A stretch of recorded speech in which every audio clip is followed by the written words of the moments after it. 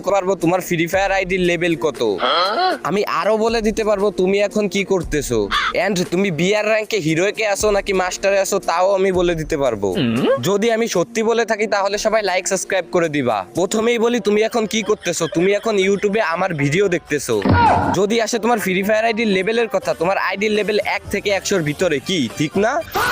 এবং বিআর র্যাঙ্কে তুমি ব্রোঞ্জ থেকে গ্র্যান্ড মাস্টারের ভিতরে আসো, কি ঠিক না? তো শর্ত অনুযায়ী দ্রুত লাইক সাবস্ক্রাইব করো। পারবো তোমার ফ্রি ফায়ার আইডির লেভেল কত।